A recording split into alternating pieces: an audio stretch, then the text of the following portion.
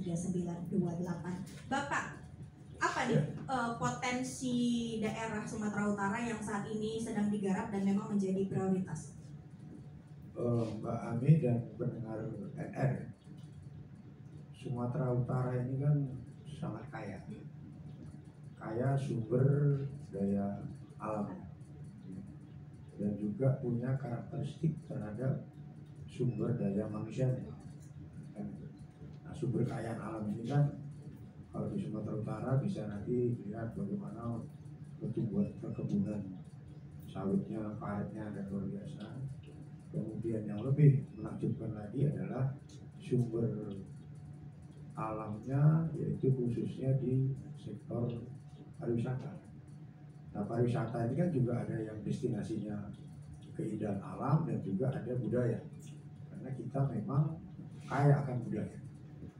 Nah, kalau kita melihat sekarang ini kan peningkatan turisme di beberapa daerah Sumatera Utara kan harus didorong malah peningkatan dengan beberapa event-event kemarin daerah Danau Toba, Samosir, kemudian ada di Bukit Lawang heritage-nya yang luar biasa juga kemarin dilaksanakan kegiatan, dan juga ada wilayah-wilayah di bagian Tabaksel ya, itu juga wisatanya juga luar biasa dan sumber alamnya juga sangat luar biasa. Kemudian di daerah Karo, Brastagi, nah ini kan di samping wilayah-wilayah yang lain kan luar biasa. Nah, bahkan tadi saya mendapat informasi daerah Tangkahan katanya itu ada satu tempat wisata yang sekarang sudah banyak dikunjungi wisatawan tidak dari Sumatera Utara saja, tapi sampai artis katanya sudah udah ke daerah itu.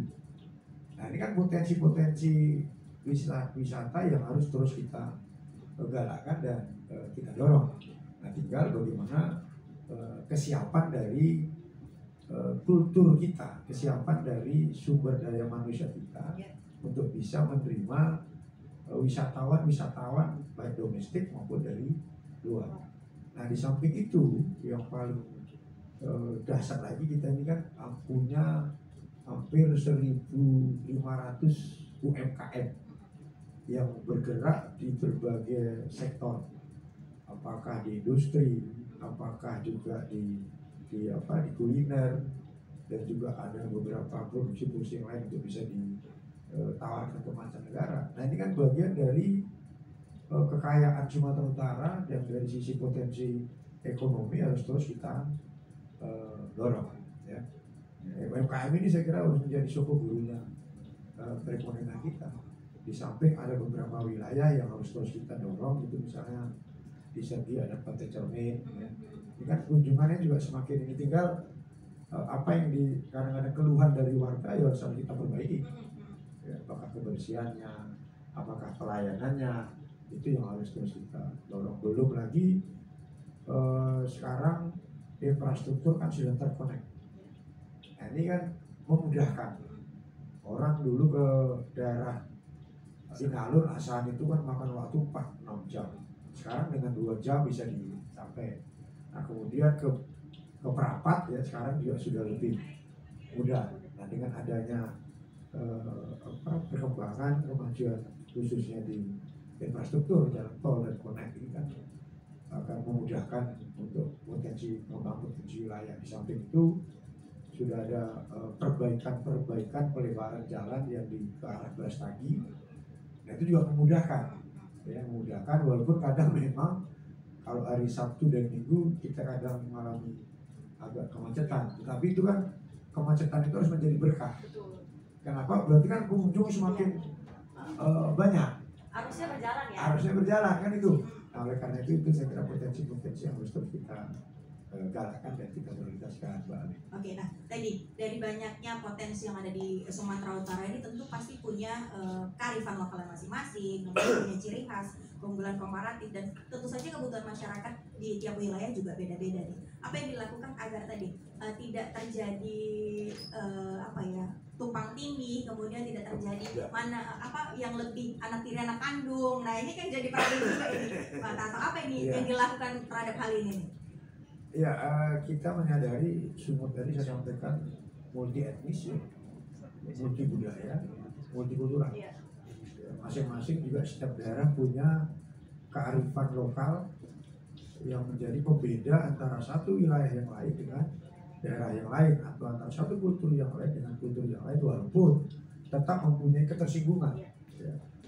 Ketersinggungan kita karena apa? Di samping kita masing-masing suku juga punya kultur dan budayanya, tapi kan juga terjadi proses akulturasi di antara satu suku dengan yang lain, antara budaya yang satu dengan budaya yang lain, kan itulah kekayaan kita.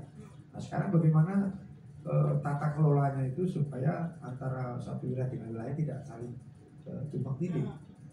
Nah satu hal yang menjadi catatan penting kita, di samping masing-masing pemerintah daerah kan sudah punya prioritas program apa, potensi apa yang akan dikembangkan, karena masing-masing wilayah punya potensi yang berbeda-beda. Nah tinggal persoalan tata kelola dan juga ditambah dengan regulasi, ya, peraturan-peraturan yang harus tertata. Kalau ada yang tumpang tindih harus kita perbaiki. Kalau ada peraturan-peraturan yang dirasa itu juga tumpang tindih, kita juga harus melakukan proses itu, ya, perbaikan-perbaikan itu. Nah, yang paling utama kan konteks pelayanan tadi. Ya. Nah, tapi ini semua kan juga harus ada tingkat regulasinya. Nah, contoh misalnya, Danau Toba itu kan menjadi wilayah destinasi yang go internasional. Nah, tinggal diantara akan dikelola oleh 9 kabupaten.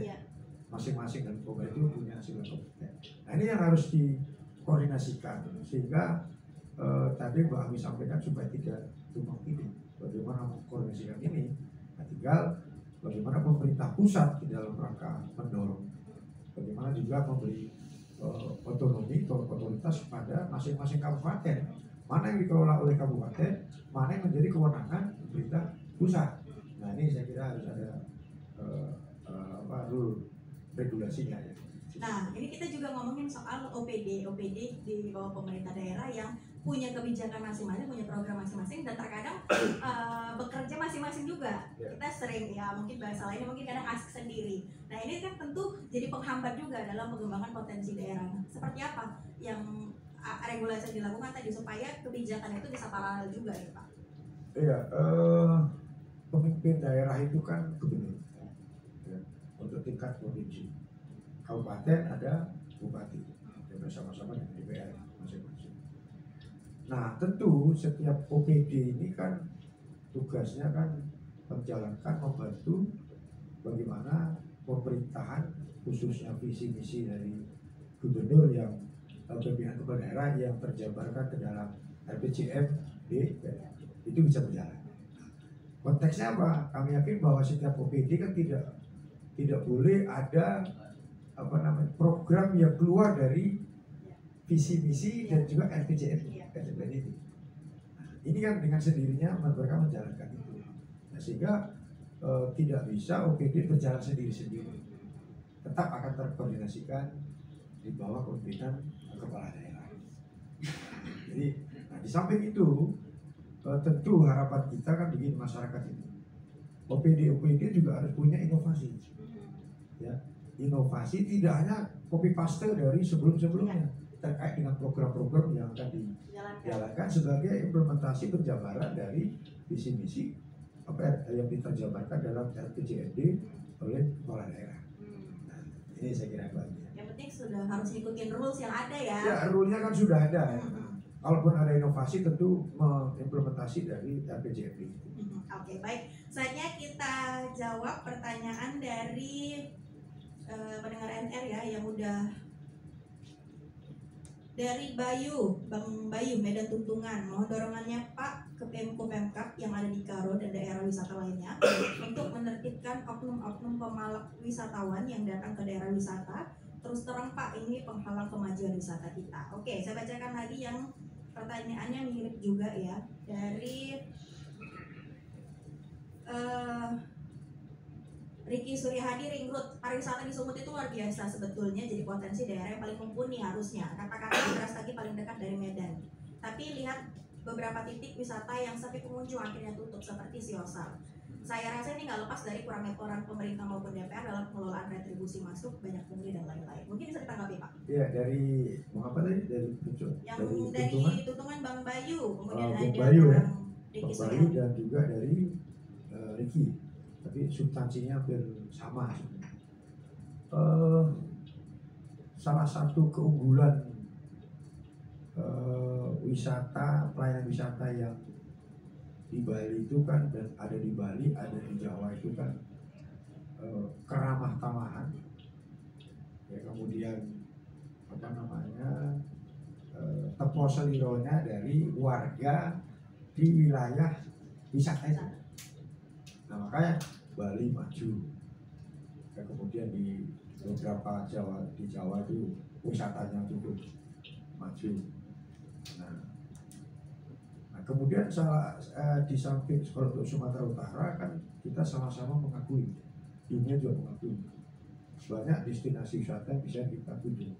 Nah memang salah satu yang harus kita perbaiki ya tadi itu pelayanan di lokasi itu, ya, karena tadi ada istilahnya persoalan parkir ini kan sepele tetapi urgent, ya.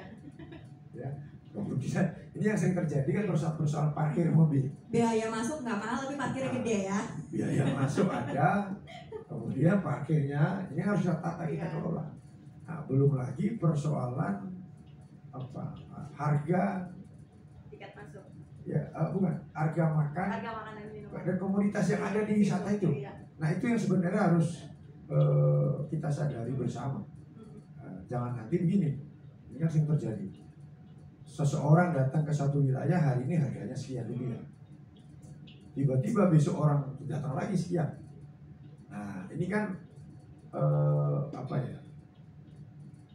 bisa menghambat orang untuk tidak datang lagi. Ya kan? Di samping itu juga keramah taman kita harus kita terus tingkatkan. Karena apa? Kita harus ada satu sense bahwa untuk wilayah-wilayah wisata pendapatan warga masyarakat itu dari situ. Maka bagaimana tanggung jawab bersama baik ada pengelola wisata oleh pemerintah maupun warga masyarakat menyadari betul, sense betul terkait bagaimana pelayanan kita terhadap pengunjung. Ini paling utama. Karena apa? Pengunjung inilah yang membawa rupiahnya itu. Nah kesadaran warga Bali kan luar biasa sehingga menjadi destinasi Borobudur, ada Prambanan, ada di Jakarta, ada di Jawa Barat. Nah ini kan yang artinya apa?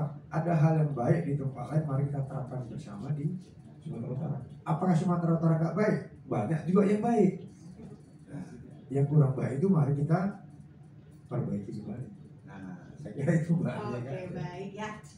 Selanjutnya dari Ibu Susi di Binjai. Siang Pak Tarto, selamat ya Bapak atas pelantikan sebagai Ketua DPRD Sumut. Semoga Bapak sehat selalu. Bulan-bulan ini anak kelas 6, 9, dan 12 lagi ujian naik sekolah. Ini curhatan ibu-ibu nih ya. Mengapa nama ujian nasional diganti jadi berbeda-beda dan sekarang regulasi juga berbeda-beda? Terus juga masalah PON sepertinya senyap, tidak ada semarak, apalagi tinggal beberapa bulan lagi. Ya. Ini kami dari Mbak Susi ya. Ya, Ibu Susi. Mbak Susi terima kasih untuk doanya. Sekarang ini memang sedang ujian ya, dan selanjutnya nanti akan ada penerimaan peserta didik baru. Ya, kan PPPD yang kemarin sudah di launching. Ya. Ada 3 itu, ada sistem donasi, afirmasi, dan prestasi. Nah, tentu setiap tahun sistem ini kan memakai aplikasi. Ada setiap tahun kan memang ada keluhan-keluhan dari masyarakat, terutama yang anaknya mau sekolah dengan sistem ini. Ada yang kadang pas mendaftar servernya nggak pas, ya rusak dan sebagainya. Linknya kadang susah dibuka. Nah, tentu kemarin waktu kita launching di aula Gubernur Pak Gubernur, itu memang sudah ada perbaikan khusus server. Nah sehingga harapannya PPDB di 2024 ini itu bisa berjalan dengan baik. Nah, persoalan donasi yang sering menjadi persoalan. Nah juga kemarin sudah kita sampaikan melalui Komisi E itu sudah melakukan kajian kepada panitia agar bisa juga mengakomodir, memperbaiki apa yang menjadi keluhan warga masyarakat sebelumnya. Ya, karena terkait donasi. Artinya apa? Mesti dijelaskan betul, disosialisasi betul mana memang siswa yang memang punya hak donasi dengan sistem itu. Nah, kemudian mana potensi calon siswa yang memang dia melalui jalur prestasi, ya. Kemudian yang melalui jalur afirmasi. Nah, tentu ini sampai satu kesatuan. Nah, untuk sistem penerimaan siswa baru, walaupun kita sadari tingkat standarisasi kualitas masing-masing sekolah ini kan berbeda-beda. Nah, persoalan di mana? Persoalan sumber daya kualitas guru dan juga prasarana sekolah memang belum merata. Nah, ada satu daerah yang anaknya pinter, tapi dia nggak kena donasi. Sebenarnya gagal katanya kan. Sebenarnya dia bisa pakai dengan jalur prestasi. Nah, ini yang harus disosialisasi oleh masing-masing daerah kepada murid dan kepada masyarakat, supaya kalau dia tidak bisa masuk ke sistem donasi dan anaknya memang pintar, dia bisa pakai jalur prestasi.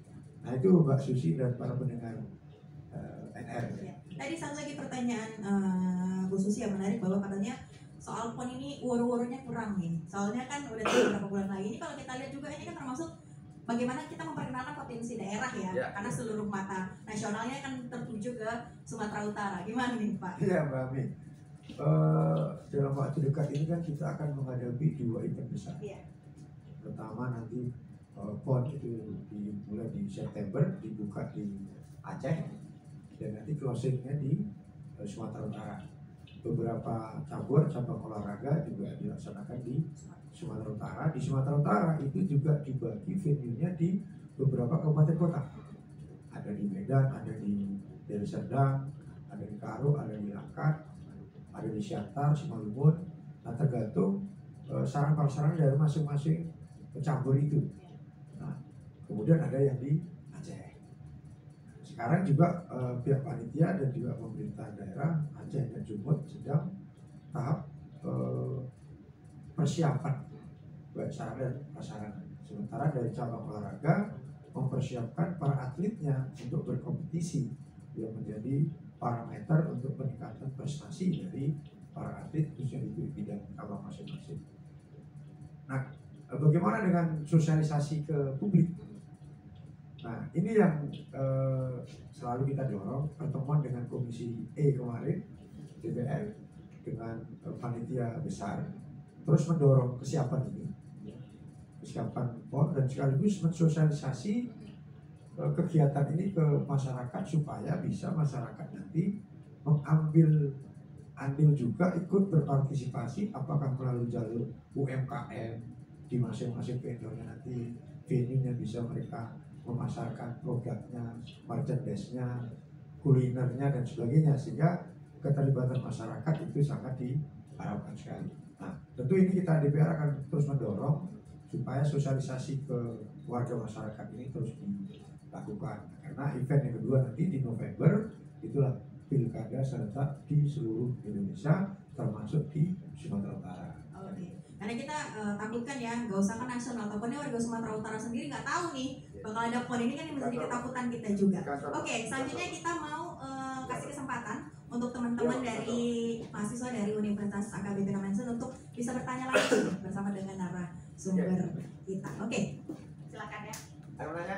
Sebutkan nama, kemudian. Oh, pakai lalu ya? Iya, nanti nggak dengar.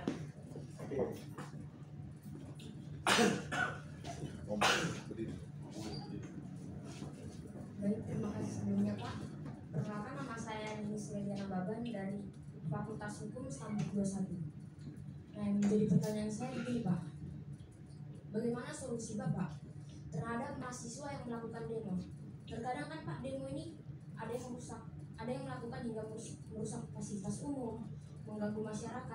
Nah, apa solusi Bapak agar mahasiswa tidak melakukan kerusakan umum ataupun mengganggu masyarakat, tapi mahasiswa mampu menyampaikan aspirasi mereka langsung kepada Bapak tanpa harus melakukan hal yang dapat merugikan masyarakat maupun fasilitas umum? Sekian dan terima kasih.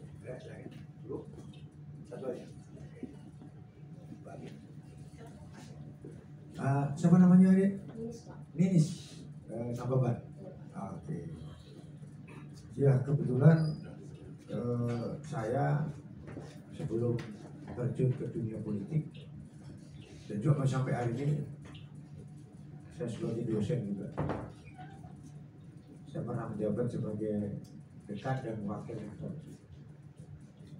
Nah, wakil rektor 3 salah satu tugasnya Mbak Ami yang sering kita hadapi, yaitu persoalan unjuk rasa, persoalan tawur di mahasiswa. Ya. Dan saya wakil rektor 3 di Dharma Agung. Saya dekan Visipol dari Dharma Agung. Nah, pertanyaan adik adalah menarik ya. Satu sisi bagaimana penyampaian aspirasi bisa tersampaikan, hasratnya, cita-citanya, keinginannya tersampaikan, tapi sisi lain juga bagaimana supaya tidak mengganggu kepentingan dari warga masyarakat. Nah, dari sekalian, yang paling dibutuhkan sini sebenarnya persoalan bagaimana kita membangun dialogis, komunikasi secara dialogis. Nah, kami yakin bahwa apakah demo itu, unjuk rasa itu dilarang? Tidak dilarang, karena apa? Kalau sesuai dengan undang-undang, lakukan sesuai dengan undang-undang. Kalau sudah sampai anarkis tentu beda lagi. Maka mari melakukan penyampaian aspirasi dengan cara dialog dengan damai supaya tujuannya tercapai. Tujuan yang akan disampaikan aspirasi itu bisa tercapai bagaimana? Ya, mari kita dialog. Satu sisi mahasiswa juga bisa ada kesadaran untuk berdiskusi. Sisi lain tentu ya pemerintah juga harus bisa menerima, mengakomodasi apa yang menjadi aspirasi yang dibawa oleh mahasiswa. Nah, mahasiswa kan juga harus tetap membangun idealismenya, bersikap kritisnya. Karena apa? Mahasiswa itu kan agent of change yang menjadi salah satu kekuatan civil society untuk bisa yang mengkritisi baik DPR, baik pemerintah, ya. Nah, supaya apa? Supaya pembangunan bisa berjalan. Tinggal persoalan tata kelola manajemen unjuk rasanya yang harus dibangun dan juga bisa lebih dialogis. Nah, ya, sehingga ini ya, supaya tidak warga juga tidak terganggu. Karena apa? Warga masyarakat yang diperjuangkan kan tentu juga kepentingan dari warga masyarakat itu sendiri. Nah, ya saya kira itu. Oke, ini mungkin salah satu bentuk idealisme mahasiswa ya. Jadi pertanyaannya gak jauh-jauh dari unjuk rasa dan demo ya. Oke, tapi ini sebenarnya adalah salah satu bentuk tadi ya, bagaimana menyampaikan aspirasi. Intinya pertanyaan ini langsung loh dijawab sama pimpinan DPRD hari ini dengan tadi kita nggak perlu mungkin unjuk rasa ya untuk menyampaikan sesuatu. Ini salah satu bukti sebenarnya. Oke, ada lagi yang mau bertanya? Oke, silakan. Mungkin bukan pertanyaannya Pak. Oke. Sebenarnya kami ngadain konservasi dari tugas mata kuliah konservasi hukum ke salah satu pantai di Percik C2. Dan itu beberapa pantai itu melakukan masyarakat itu melakukan pungli dan itu mahal untuk kami mahasiswa gitu kan. Padahal kami niatnya baik untuk melakukan konservasi di pantai tersebut. Dan gimana ya Pak cara mengatasi tersebut kalau misalnya mungkin harus ada intervensi dari pemerintah untuk sosialisasi ke masyarakat sekitar juga.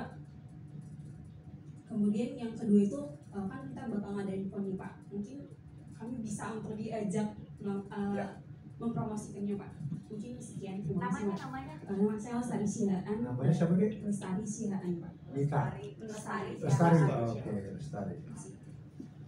Baik, langsung Mbak Ami ya. Langsung dijawab Pak. Ya. Lestari Sihaan. Jadi konservasi di pantai Pecut ada Malakan. Ya betul ya. Nah, jadi ada gini. Tadi di awal juga saya sampaikan beberapa wilayah destinasi kan salah satu hal yang harus kita tertibkan kan hal seperti ini. Ya. Artinya ada yang persoalan parkir menjadi masalah. Ya.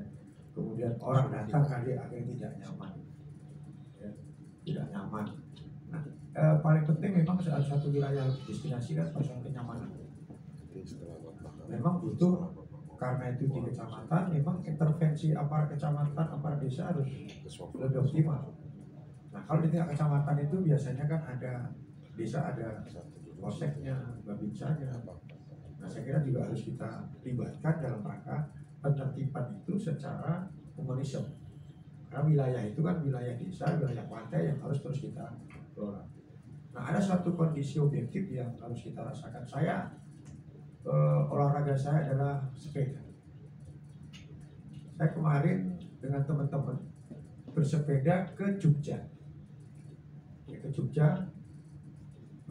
mengitari wilayah desa ya, di daerah Nanggulan, kemudian ada beberapa bukit Manoreh dan sebagainya. Ya kita bersepeda di situ rasanya kok beda. Artinya artinya apa? Ya hati dan pikiran kita nyaman-nyaman aja. Nah situasi dan kondisi seperti itulah yang bisa harus kita bangun di setiap wilayah kita. Ketika orang datang tidak merasa was-was, itu yang paling utama kan itu. Saya contohkan tadi, ini langsung ini baru beberapa minggu lalu, beberapa hari lalu, ini bersepeda di Jogja bersama teman-teman, 3 hari cuma 1 minggu, dan kita memang mau ke Prambanan. Di Prambanan kita juga merasa gimana. Kemudian ke daerah Bukit Manoreh, ya kita lewati itu adalah sawah-sawah dan gunung, desa-desa. Nah, warganya menyapanya apa istilahnya? Aduh. Nah, kemudian kita, ini contoh yang harus saya kasih kasus yang kasuistis ya. Kami bersepeda dengan pakai baju Jawa sorjan. Sorjan itu kan panas. Nah, kita lewat daerah-daerah tersebut, ya kita disoraki malah simpatik benar. Berdiri di pinggir jalan itu luar biasa. Kita bilang waktu itu kami dari Medan. Ada satu kebanggaan tersendiri di sini. Nah ini, tapi paling prinsip tadi itu, bagaimana kita berada pada suatu wilayah destinasi wisata tadi, kita punya perasaan yang nyaman. Oleh karena itu, aparat yang mengelola daerah itu juga harus bisa menciptakan kenyamanan tadi itu. Ya, jadi hindari adanya parkir yang berlebihan, kemudian pemalakan yang juga berlebihan. Nggak boleh ada itu. Tinggal kita harus betul ada intervensi dari pihak pengelola dan juga dari pemerintah. Nah, tinggal saya kira adik-adik dari mahasiswa silakan konservasi itu kan temuan-temuan yang baik supaya menjadi masukan bagi pemerintah daerah. Apalagi Percut itu masuk ke Deli Serdang. Nah, alhamdulillah itu wilayah daerah pemilihan saya. Nanti kan bisa disampaikan kan, ya. Bagi adik, Lestari. Oke, terjawab ya. Lestari, baik Bapak. Nah ini kalau kita juga ngomongin sinergitas dalam membangun sebuah provinsi, tidak terlepas dari soal legislatif dan juga eksekutif saja, tapi juga ada peran swasta di sini. Nah ini bagaimana sinergitasnya juga yang dilakukan oleh tadi DPR, pemerintah juga pihak swasta yang ada di Sumatera Utara, Bapak? Ya, Mbak Ami dan para pendengar NL ya, stakeholder pemilik satu wilayah itu kan tidak hanya pemerintah. Tidak hanya DPR, tidak hanya kepala daerah, tidak hanya birokrasi, tidak hanya golongan tertentu, tapi wilayah itu menjadi milik bersama. Ada yang profesinya sebagai TNI, ada profesinya sebagai birokrasi, ada yang akademisi, ya, dan ada juga yang ibu-ibu rumah tangga, dan ada lagi tadi para pengusaha swasta. Tentu dalam rangka sukses pembangunan kan harus saling memberikan support. Pemerintah tentu memberi akses kepada terkait dengan pengembangan ekonomi pengusaha-pengusaha swasta, regulasinya harus diatur dan itu sudah ada aturannya. Kemudian pihak pengusaha juga tentu mengikuti regulasi yang sudah disepakati bersama tadi. Karena kalau sesuatu peraturan daerah, undang-undang itu kan memang harus kita awalnya mungkin bisa berbeda, tapi ketika sudah disahkan itu kan menjadi peraturan bersama yang harus kita taati bersama. Nah, tinggal tadi tentu swasta juga mempunyai andil yang besar. Satu sisi tentu pemerintah juga harus memberi akses bagaimana pembangunan di satu wilayah Sumatera Utara. Kenapa? Karena kalau pembangunan itu hanya bertumpu kepada APBD, itu kan anggaran pendapatan daerah yang tadi saya sampaikan 15 triliun kan tidak cukup. Maka harus melibatkan pihak swasta. Tinggal sektor-sektor mana yang dikuasai swasta dan sektor-sektor mana yang tetap menjadi tanggung jawab pemerintah. Nah, saya kira karena itu kan sesuai dengan Undang-Undang Dasar 45. Nah, itu. Oke, Mbak Ami. ini sebenarnya masih banyak pertanyaan dari WhatsApp dan pertanyaan kita juga, tapi waktu udah nggak cukup nih, Iya, Bapak. waduh.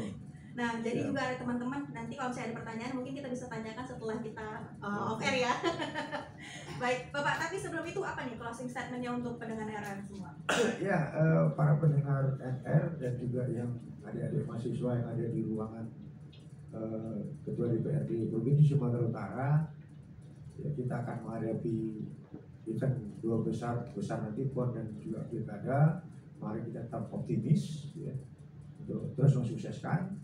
Dan juga dalam rangka Pilkada, mari kita tetap terus menjaga kondusivitas daerah kita supaya kontestasi pemilu Pilkada sebagai manifestasi demokrasi akan bisa berjalan dengan damai, adil, jurdil, dan hasilnya adalah seorang pemimpin yang memang itu dikehendaki oleh rakyat dan warga Sumatera Utara.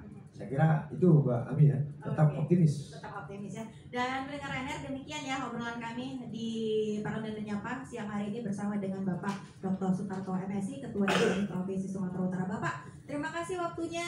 Ya, sama-sama Mbak Ami dan seluruh kru NR yang ada di ruangan.